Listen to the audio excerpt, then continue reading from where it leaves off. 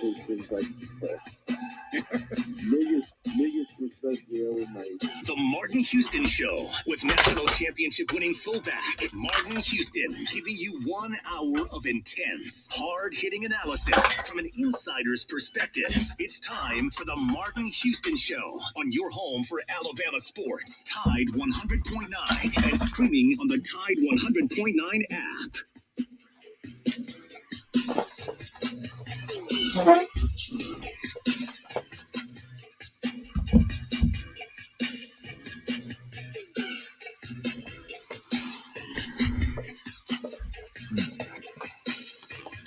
Good morning. Welcome into the Martin Houston Show on Tide 100.9 on your radio dial, the Martin Houston Show fan page on the Facebook.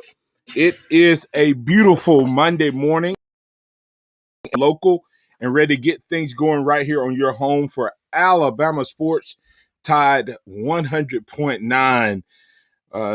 Also want to invite you to get in on the conversation at 205-342-9904, 205-342-9904. The Taco Casa hotline is open for business. Love to have you interact with us. Let us know what you think about the activities from the weekend as we review the Alabama scrimmage, the second of 3 scrimmages, 2 practices left with one big scrimmage we like to call around here A-Day. We'll be breaking that down, looking at what we learned from scrimmage number 2, what we can look forward to in the big A-Day game.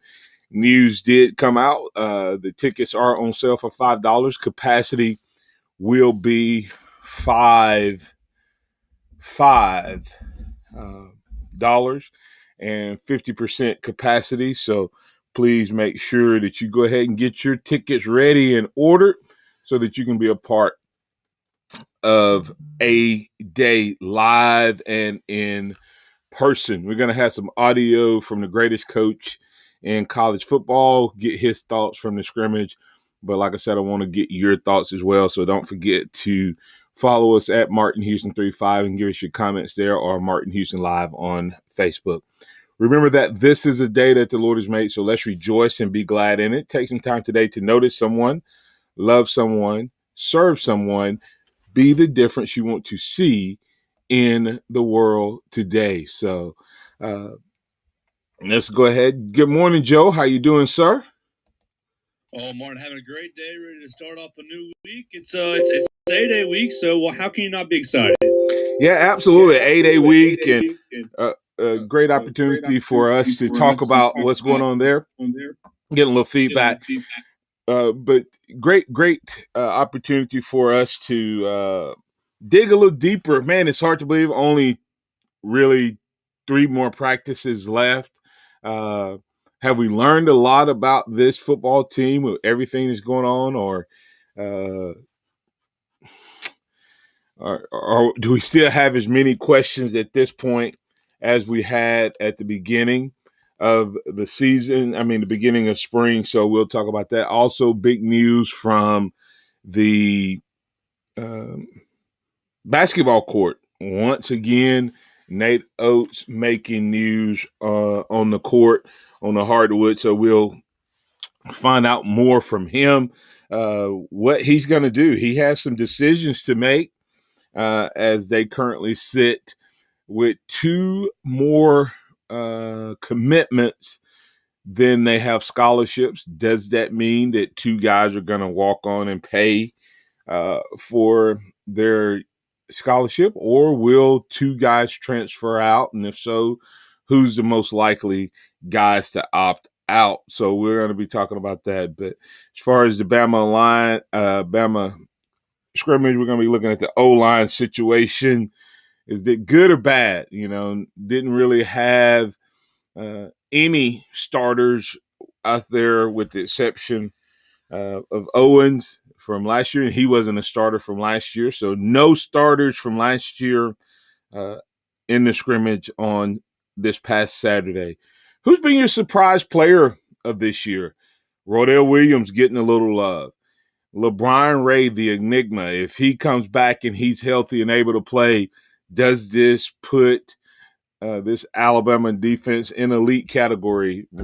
Comparisons beginning to be made to some of Bama's greater defenses.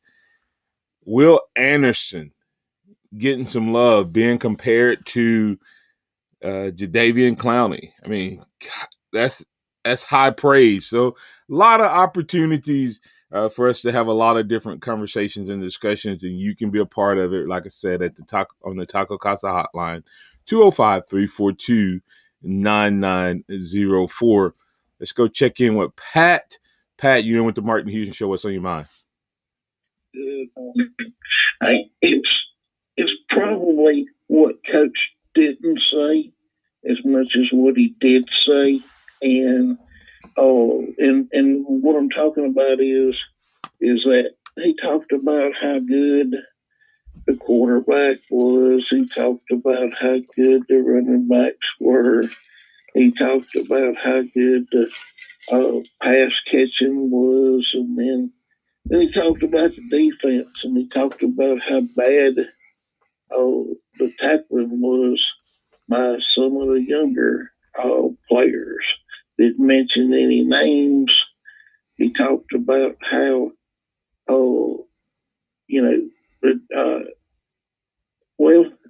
was he talking about how bad the defensive back play was, or was he talking about how good the pass catching was? We don't know. That it didn't really tell us what this team is all about, other than the fact that the number one defense, or the ones that we call, he calls them ones and twos, that the ones look pretty good. That when you're not running ones against ones, can you really tell anything? And we don't know anything about the offensive line. Was the defensive line, they were making sacks and things? Was that because we didn't have all of the we were missing several key players off the offensive line?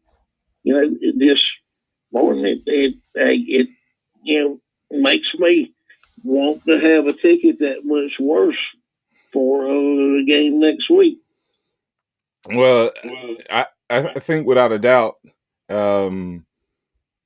he talked about the defense. Defense is dominant.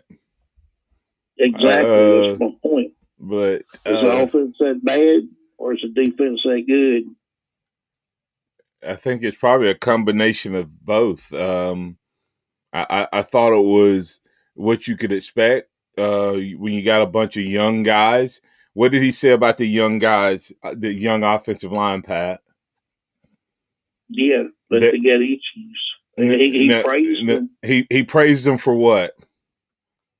Running the ball. About who they were up against. That's what when he said there were some things that went well, but then there were some things that went bad. But it was what things went well? Who was against who? What went well? He was talking about that it was ones against ones. Of course, our number one offensive line yesterday were mostly number twos. Exactly. But he said that they ran the ball well. So yeah, what was the tackling that poor? He said the tackling was poor by the second. By the tackling. Pat, hold on. Hold on. Pat, he said the tackling was poor by the second unit, not the first unit. He said the second unit needs to work on their tackling on defense. Mm-hmm. He said the offensive line did well running the ball. And that was both units. Offense, both units, the first team and the second team. And the reason you know that is because Brian Robinson had a good day running the ball, as well as Roydell Williams. It was good to hear his name mentioned, doing well running the ball, mostly against the second team. But Roydell Williams got some reps with the first group yesterday.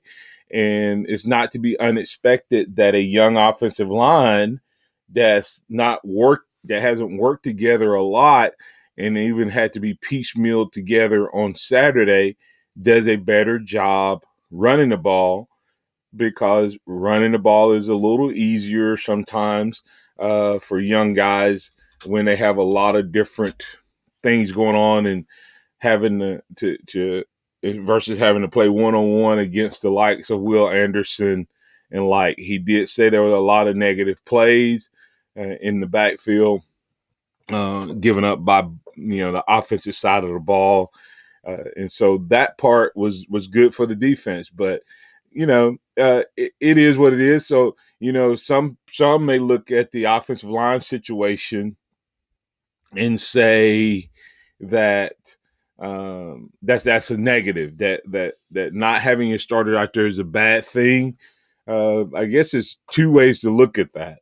And he kind of alluded to this at the end, because since it's practice, maybe some guys are getting an opportunity that wouldn't normally get an opportunity, and you're going to see guys step up and get experience that would not have gotten that experience otherwise. So even though you want to see and know your starters, Coach Stallings used to always say he just wanted to know who his top 24 players were. 22 players were on both sides of the ball. He wanted to see number one and number two, not necessarily all of the guys had to be settled on their exact position. So we may actually end up being better offensively as a result of not having some of our starters out there, because Evan Neal's going to play. Emil Ekiyor, what you have in him. The Cohen thing, a little concerning that he didn't get this second scrimmage, but he seems to have solidified himself in that rotation as well. And he'll be back, with the next practice, expected to be back with the next practice. So maybe Alabama's getting better on offensive line, not having starters in. And maybe they're getting better because they're going against a really good defense. Yeah, the really good defense part excites me. And the depth of that defensive front seven really excites me. It really excites me is how strong we appear to be at the outside linebacker position.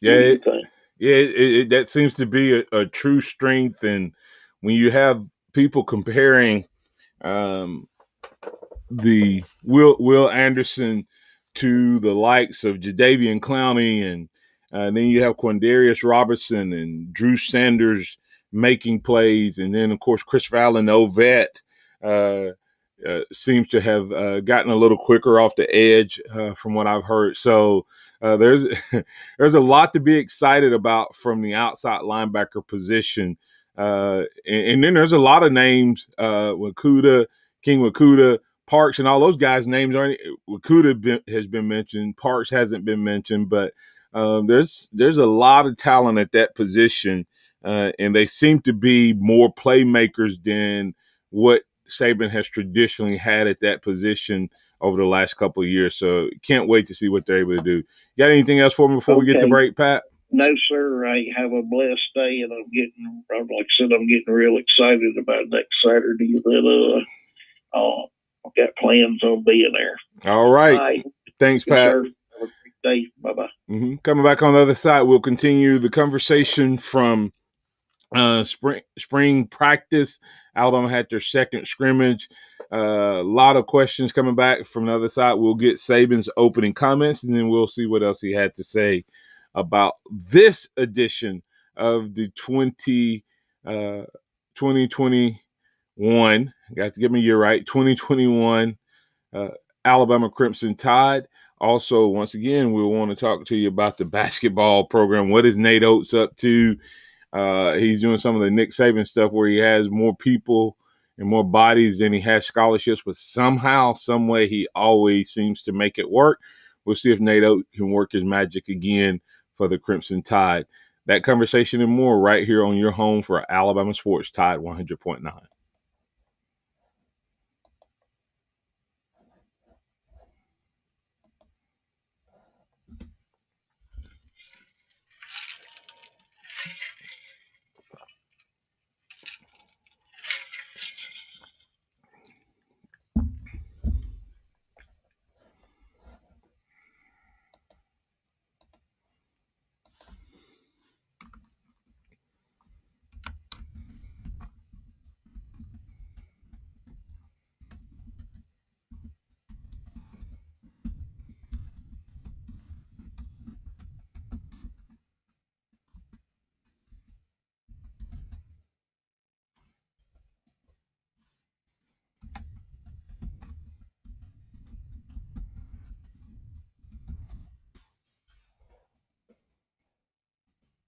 to make every single day. The goal in that is to provide the freshest, best quality to our customers. So we just look at it as, hey, basically, we're your kitchen. You're just coming to eat in your kitchen. Taco Casa, under the biggest cactus in town. Tap On It is giving you a chance to take home $1,000. That's right. One lucky winner gets a stack of cash simply by entering Tap On It's all-new Grand in Your Hand giveaway. To win and get great local offers sent straight to your phone, go to texttaponit.com/grand. Share the phone with your friends to earn additional entries. Go to texttaponit.com/GRAND. Making popcorn for movie night? Well, who are you? This is your wake-up call from TracFone Wireless. What if every time you tried a new streaming service, you had to buy a new TV?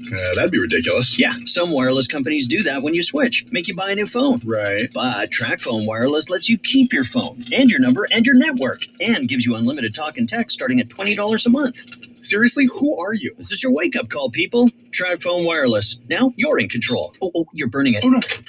See terms and conditions at TracFone.com. Weather brought to you by Tidwell Chiropractic, the only third-generation chiropractor in Tuscaloosa with over 22 years' experience. Call Tidwell Chiropractic at 752-7503. Tide 100.9 Tuscaloosa weather. Another beautiful day today with a sunny sky. Tuscaloosa's high 82. For tonight, mostly fair with a low at 56. Tomorrow, partially sunny, the high 83. Wednesday, cloudy and cooler, a chance of showers, maybe a thunderstorm during the day, the high 73. I'm James Spann on the ABC 3340 Weather Center on Tide 100.9. It's 48 degrees in Tuscaloosa. Scott Smith and Softmark Design, doing business for 17 plus years, specializing in graphic design services, commercial printing, promotional products, advertising specialties, and so much more. Basically, any and everything you would need to advertise, promote, and grow your business. Through strong partnerships, strong customer service, and creative ideas, they'll help you market and grow your business. Give Scott a call at 205-292-4680 or email scottis@comcast.net and visit them online at softmarkdesign.com. Interact with the Martin Houston Show by calling us at 205-342-9904 or tuning into the Martin Houston Show on Facebook.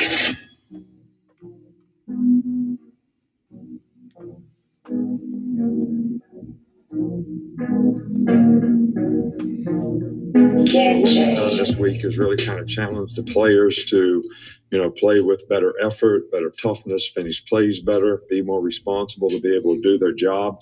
Obviously, some older, more experienced guys know how to do that, but we have a lot more guys that need to learn how to do it on a more consistent basis. But I did see improvement, in all those areas. So, we had a lot of guys out today. So sometimes when you evaluate what happened, Evan Neal went out of the scrimmage. Emil is already out. Cohen, the other guard, has a burn spur that, he'll probably be able to go again on Tuesday, but he couldn't go today. So we got three guys that aren't playing. So it really is kind of hard to eval, some of the offensive line, but we did run the ball more effectively today. And I think we made some explosive plays, but we also had too many negative plays offensively. I think Bryce played well again. I think Jalen Milroe played, showed a lot of improvement from a week ago. So, we're just going to have to figure out what we can do with this team. Some of the receivers did a little better job this week. So we just keep on, working with these guys and seeing if we can get more guys to play winning football. I think the first defense was pretty good. The second defense made a lot of mental errors and, gave up plays. I don't think the tackling was as good this week as it was a week ago. So we got a lot to work on. And how do we really manage this next week? We got 2 practices in the spring game. We really got to use both practices as an opportunity to continue to improve and, get more ready for the season. As Coach Nick Saban giving his opening comments from the scrimmage, he had several things to say there. Still, I think he may be a little frustrated. He held himself back. I had made a bold prediction that we may have the first rant. I think he wants to rant, but I think this team is so young, he doesn't want to lose them too soon. So he kind of held back off on it.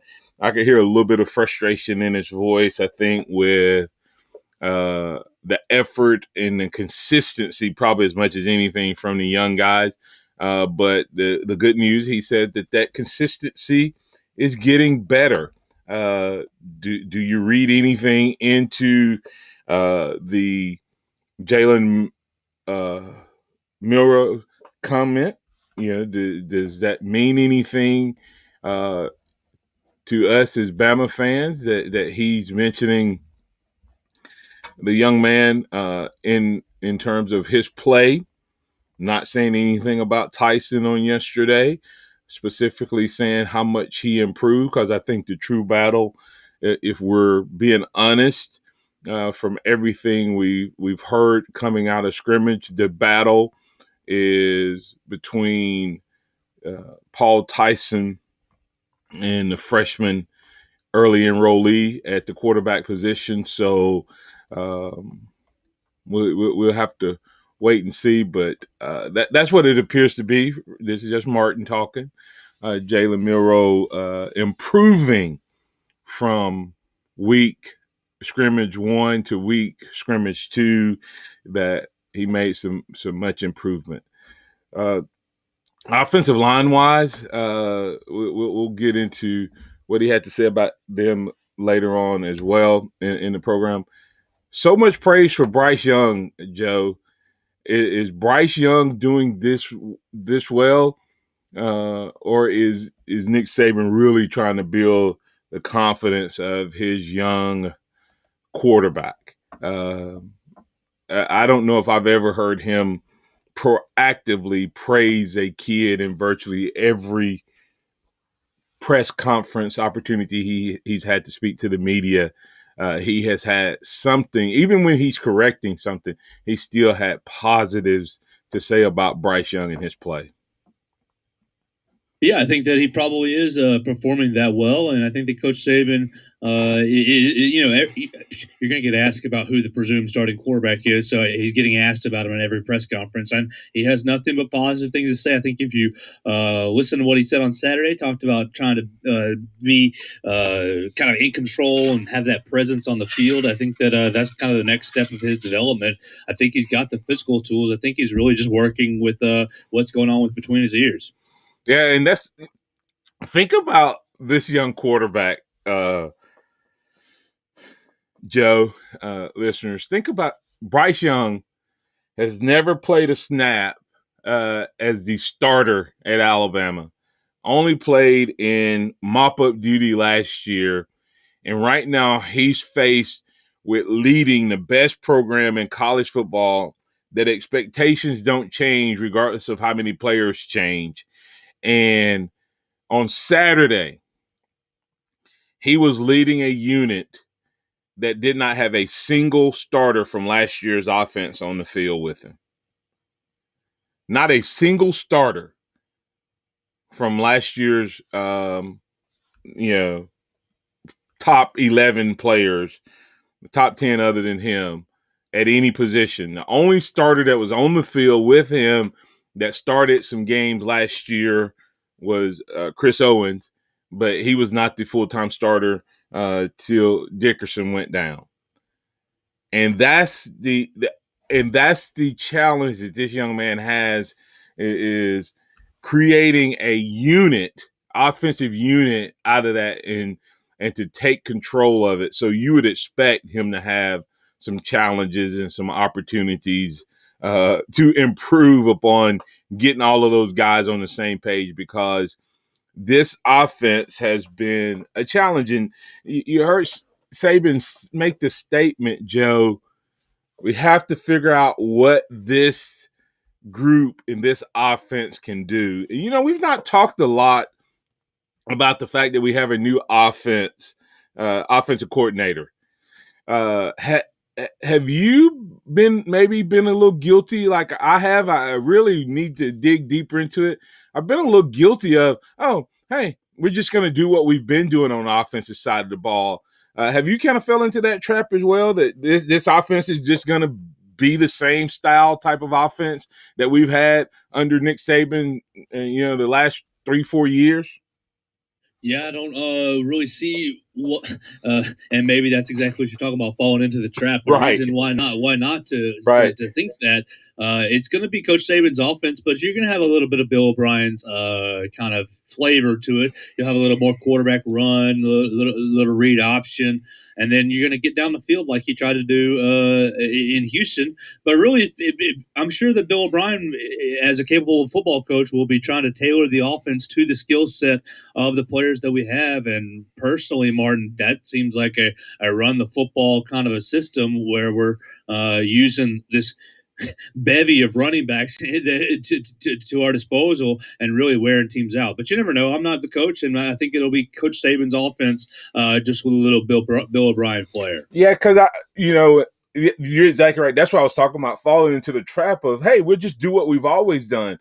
But this group is a little different. Now, I will say the offensive line, when you start looking at the size of the offensive line, the potential projected starters, Joe, we got some beef on this offensive. On this offensive line.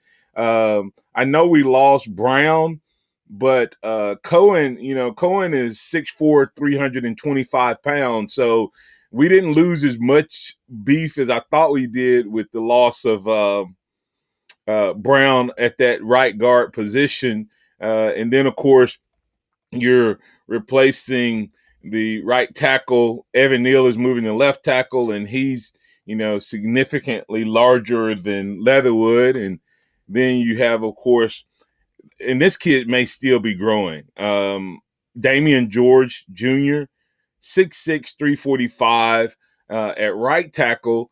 And even though he's in his second year, he's still only like 18. He was like 16 when he committed, I think 17 when he walked on campus. So he's either 18 or just turned 19. So he may still grow some more. But Alabama's offensive line is going to be some big Road Raiders, and we have the most experienced group we have coming back is the running back. So will Bill O'Brien lean a little bit more on the running back side of things when it comes to what this offense is led by? So coming back on the other side, let's talk a little bit about, will this offense, respond and look a little different than last year? Because if you had told me last year, I would have thought with Najee Harris and Brian Robinson that we've been potentially a little bit more heavier with the new quarterback, more run, but he ended up being very balanced once again and having an explosive pass game. Will we be the same this year, or is there a couple things that have happened that makes you think maybe this offense may make a little modification? And of course, why did Nick Saban go with Bill O'Brien to begin with in terms of the style of play? And maybe we can read a little bit into who he coached or who he has coached in the past and why this may be a good fit for Alabama's offense, and we can maximize it with Coach O'Brien as the OC. We'll continue that conversation. If you want to be a part of it, 205-342-9904. The Taco Casa hotline is open for business. Also, post your thoughts on our social media outlets, and we'll get you into the conversation. Tide 100.9 traffic.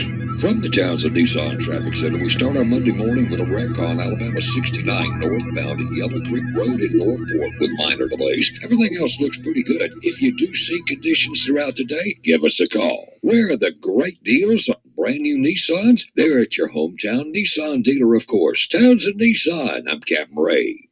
Hello, this is Martin Houston with the Martin Houston Show, and I want to tell you about one of our great sponsors, Overflow Express Wash. Their mission is to provide great customer service with a showroom clean car and an exceptional customer service experience. They have the basic car wash that starts at $7, but you need to check out the premium wash packages, which start as low as $12 and go up to $20. They also have a membership wash club that you can get for starting at $23.99, going up to $39.99. In other words, just double the regular premium package, drop a penny, and you can be one of the great members of Overflow Express Wash. My family and I keep our cars looking good inside and out by using Overflow Express Wash. They're located on Skyland Boulevard right next door to Alabama 1, or you can find them online at overflowexpresswash.com. Andy Phillips and his team look forward to making you a part of their team. Guys, we need to clear a path here. Indeed knows unexpected employee turnover can stall your business. Tonight. John. Like at Chris's Logistics Company, to avoid things grinding to a halt, he needs to get started hiring right away. I need Indeed. Indeed you do. And the moment you sponsor a job on Indeed, you get a short list of quality candidates from our resume database. Visit Indeed.com/credit and get a $75 credit for your first sponsored job post. Terms and conditions apply.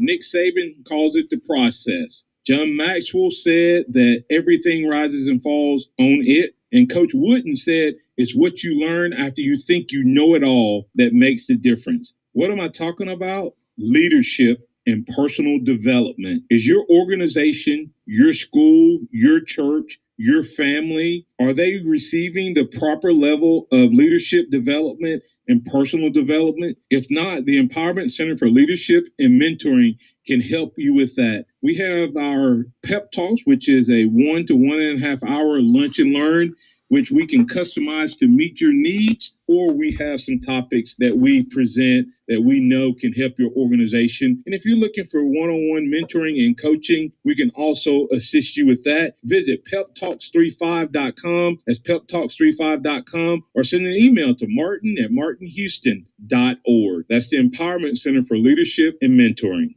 Welcome back to the Martin Houston Show, the sound of Bama sports. Your show, your team, on your home for Alabama sports. Tide 100.9 and streaming on the Tide 100.9 app.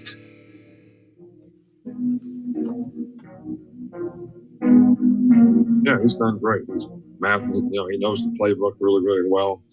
I told him one of the things that he has to work on is, having presence on the field, being the man, so to speak, taking charge, being in command. And I think that he's done better and better at that. I think he realizes what he needs to do to try to help the players around him to play better. And I think he's done it very well. That's Coach Nick Saban talking about Bryce Young taking command and becoming the on-the-field general that he needs to be to take the next step to being the quarterback. He has all the tools. He has all the ability. He can make all the throws.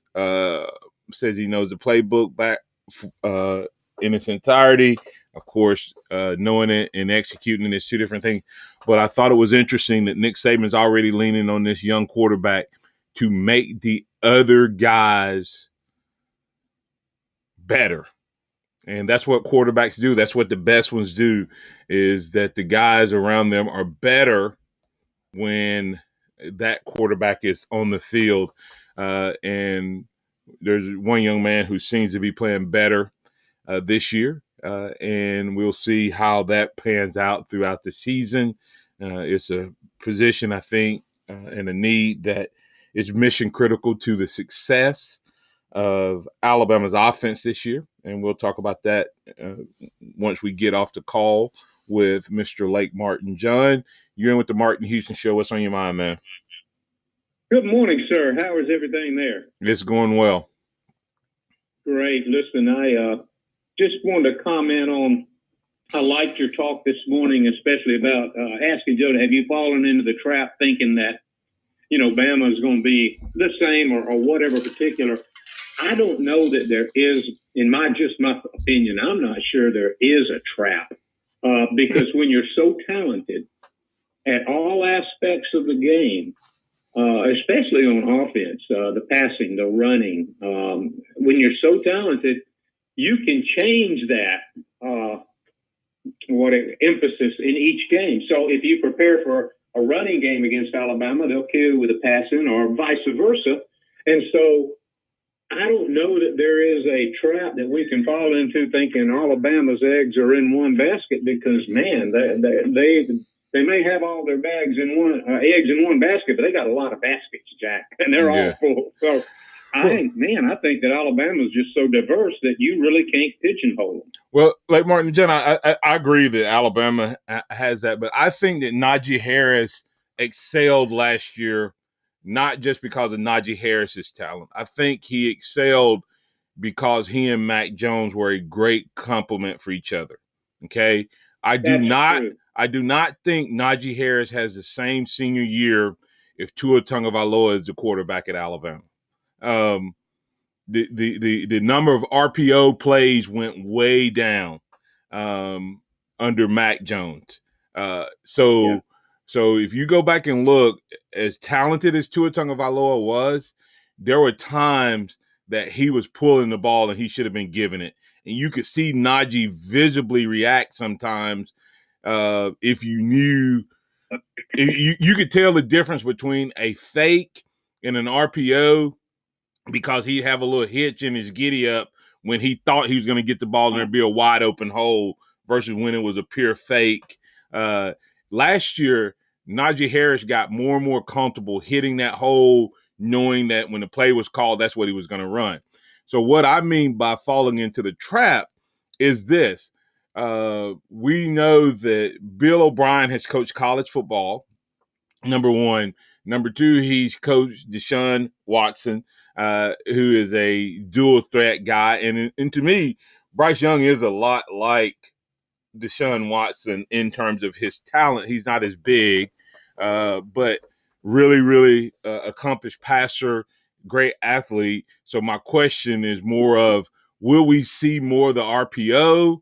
Will we revert more back to that, which – you have more of a running quarterback this year than you had last year, and I think he's more of a more talented runner than Tua was.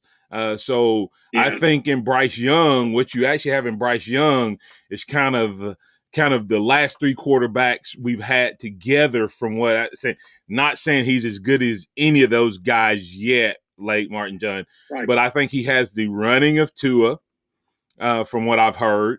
I mean, the running of Jalen, that athletic ability. I've heard that he has the passing accuracy and skill set of Tua, and I've heard that he is a kind of a bookworm when it comes to the playbook. So he is kind of the Mac Jones in that sense. And all three of those coming together in one. Which style of offense will you run? Will you run more running? Will you run more RPOs? Or will you be more of the dual threat stuff you had with Jalen? That's all I was asking. Is we're falling into the trap to think, hey, we're just going to do what we've been doing. I think we may look a little different, even though we'll still be effective. And that's the talent of our coaching staff, because Najee Harris could have started almost anywhere last year, but Nick knew that the combination of quarterbacks and running backs, and so it's great to be able to choose from the cream of the crop when you go to choose what you're going to do. If I were not an Alabama fan, this conversation would scare me to death, you know? Yeah. All right, listen, I appreciate you. I am going to take a second here, if you don't mind, just to explain. My wife, about 6 weeks ago, was diagnosed with pancreatic cancer. So I haven't been calling as much. I've been very, very busy and preoccupied. But faith over fear is going to prevail in this. But I haven't been calling. I just wanted to let you know that it was nothing. I hadn't just lost interest. Oh, no, I love the callers. I love Joe and Pat and all these guys and Curtis and all these guys that call in. I'm just preoccupied lately. I understand, and we're praying for your wife and praying for complete healing there, and praying for rest and refreshing for you as a caregiver. My mother-in-law is going through her battle with cancer as well, so I know exactly where you're at. Because I'm in that same battle with you, sir. So praying for you. I appreciate that very, very much. Y'all have a good day. All right. Thank you, sir. All right. Curtis Lewis saying, I don't see any changes to the offense because our personnel is of the same skill set we've had since Jalen, but better passing like Tua. That's what I was just saying. I don't think that when I say changes, Joe, Alabama kind of does what they need to do to win the games, Joe. But do you lean more with one versus the other? Do you feel? And you and I've talked about this, Joe. Will it have a different feel than what we've seen? Last year was just so much fun to watch to me, because I'm more of a old school running guy, but I love the offensive explosion that can come from a well planned out running game that has an explosive, very diverse, full route tree offense, and I think that's the key of what we have got to see. Wow, Curtis Lewis going all in on Bryce Young. He says Bryce is better at dissecting defenses than any quarterback we've ever had. So big praises for Bryce Young in that sense. We'll come back to that. Craig wouldn't ask a question. Talking about Bryce Young, I think he's up to the challenge. I think this group of running backs will lead this team. And he also is saying, I hope they use Billingsley a lot. Well, Joe and I've said this numerous times, a quarterback's best friend, many times, a young quarterback's best friend is the tight end. And to me, the player that I love that's getting some love and seems to be having a great spring is Cameron Latou. Let's hear what Coach Nick Saban has to say about Mr. Latou before we go to break. Had a really good spring so far, shown a lot of maturity, made a lot of plays. Very athletic guy. He's a good C area blocker. He's got a much better command of the offense. I think he's much more confident. And he's really a good receiver. He's got good hands. So we're really pleased with the progress that he's made. Joe, of all of the comments and conversations that I've heard, that right there probably makes me feel as good about this Alabama offense as anything I've heard. We're expecting to have plenty of talent in the offensive line, right? Yeah. It's just a matter of getting them all on the same page. We know we have plenty of talent at wide receiver. No question, zero question about the talent. It may be a little different mix. We may actually throw more 50-50 balls because of the size of our receivers and the accuracy of our quarterback. We have running backs that can make all the runs.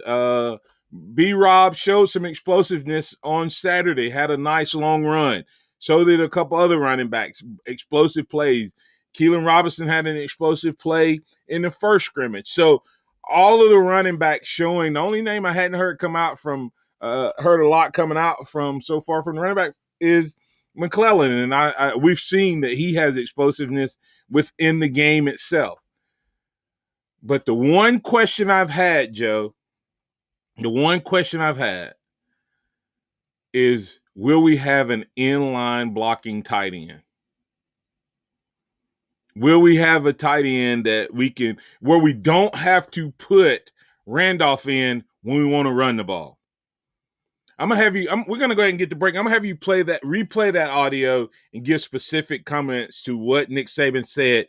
Because if you're not listening, you miss it, Joe. He just kind of breezes past it. But to me, it was one of my biggest questions with all of the talent we had on offense. There was one glaring thing that I was concerned that would tip our hands way too often against a really good defense if we got to a push, when it got down to a push situation.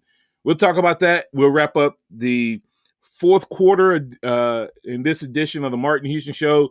We'll end the show talking a little bit about basketball and Nate Oates and leave that as a hanging chat out there for you. Stay tuned for more conversation right here on your home for Alabama sports and the Martin Houston Show on Tide 100.9. Tide 100.9 traffic.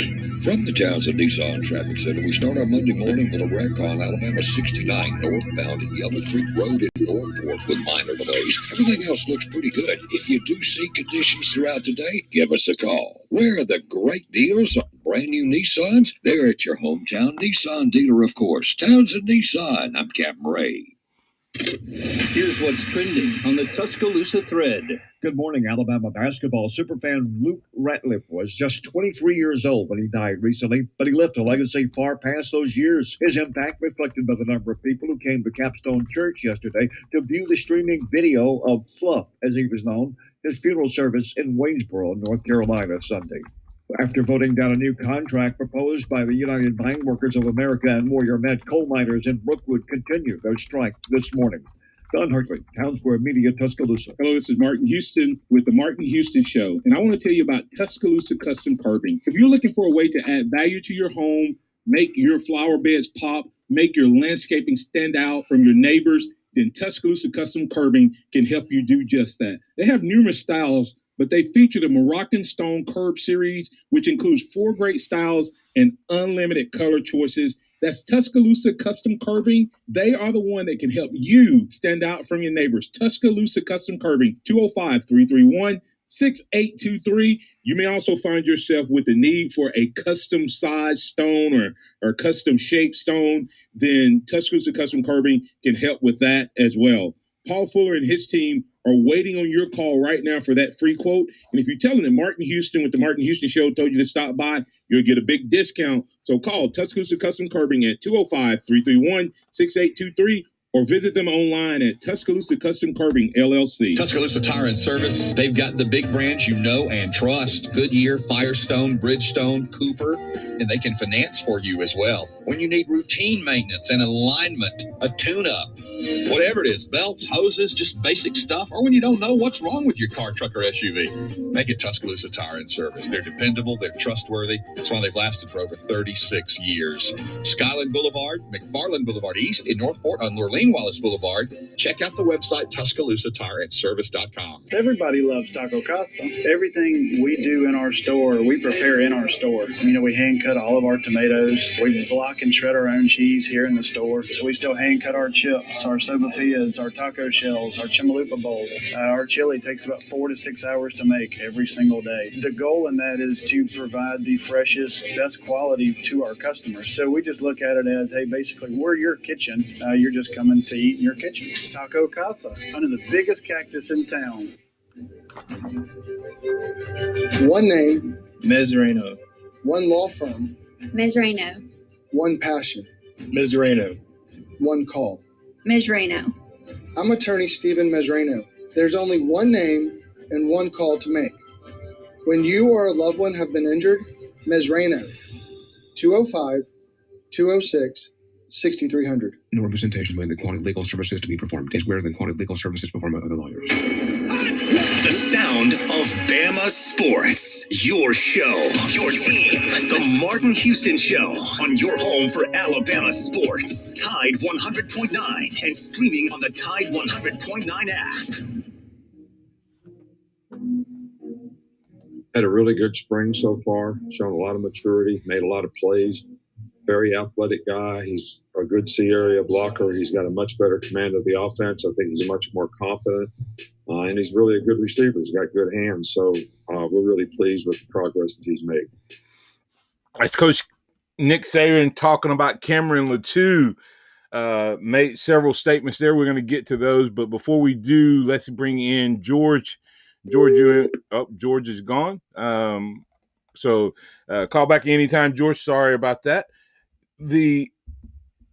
Joe, he says in that a lot about him being confident, understanding the playbook, being a good athlete, being a good receiver, having a great spring. But to me, when he said he is a good C area blocker, okay? For those of you who don't understand that, when I was coming along, it was 2-hole, 4-hole, 6-hole, 8-hole.